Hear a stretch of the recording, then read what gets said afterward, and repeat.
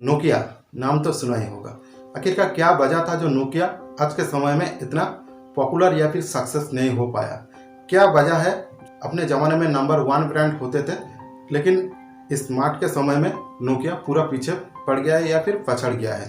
क्या वजह है नोकिया इतना सक्सेस नहीं हो पाया? आज उसी के ऊपर मैं बात करने वाला हूँ। नोकिया का कुछ ऐसा जो डिसीजन है जिसके वजह से नोकिया इतना फेल हो चुका है।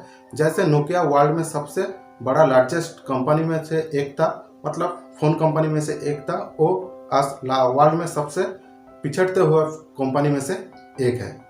उसी के ऊपर आज मैं बात करने वाला हूँ। नोकिया का पूरा हिस्ट्री आपको बताने वाला हूँ, क्यों नोकिया इतना पीछे चला गया है। तो चलिए फ्रेंड्स, नोकिया का इतिहास जानते हैं।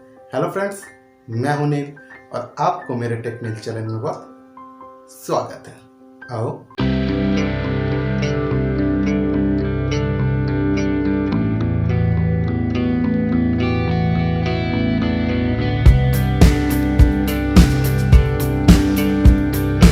नोकिया का फर्स्ट फ़ोन लॉन्च हुआ 1982 को। अब कार के अंदर ही वो रहता था, आप बाहर नहीं उसे लेके जा सकते थे।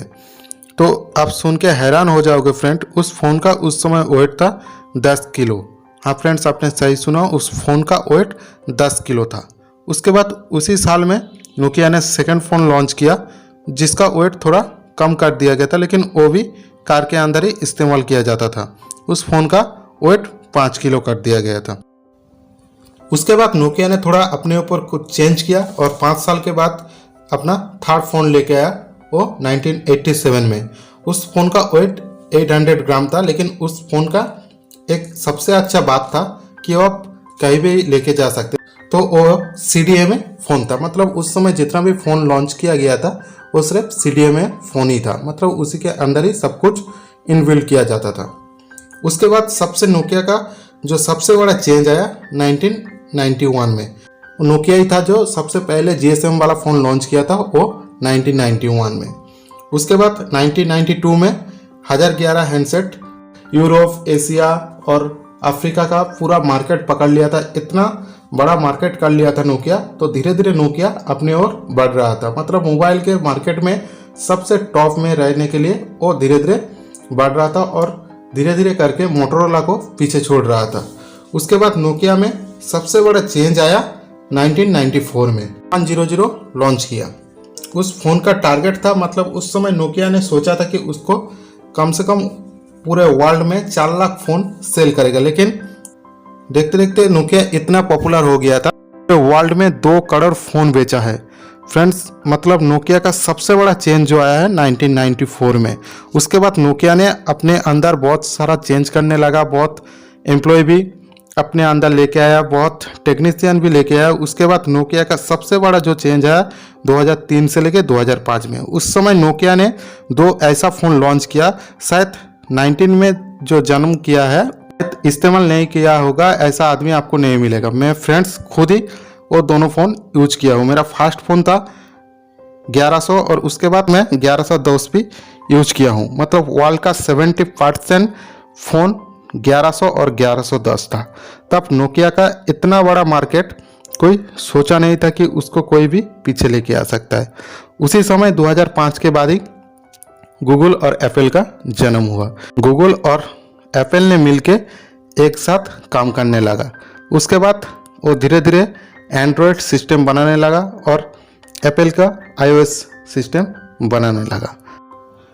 लेकिन नोकिया उन लोगों के पीछे मुड़ के देखा नहीं, क्योंकि नोकिया नहीं चाहते थे कि उसका मुकाबला कोई करे।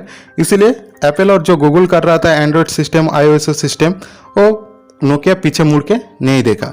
तो क्योंकि वो वर्ल्ड का सबसे टॉपेस्ट फ़ोन में से एक है। नोकिया हमेशा अपने हार्डवेयर के ऊपर विश्वास करते थे। मतलब उन लोगों का दावा था नोकिया का, अगर मेरा फ़ोन छत के ऊपर से फेंक भी दिया जाएगा तो मेरा फ़ोन का कुछ नहीं होगा। लेकिन एप्पल और गूगल ने मिलके हार्डवेयर को नहीं, सॉफ्टवेयर के ऊपर ध्यान दिया और एंड्रॉयड सिस्टम बनाया।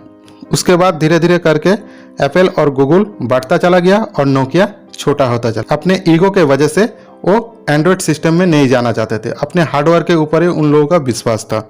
उसके बाद 2011 में नोकिया ने सोचा कि अभी कुछ चेंज करना पड़ेगा, तो सीईओ गलत है, तो वो नया सीईओ लेके आया, वो स्टीफन इलफनफ के।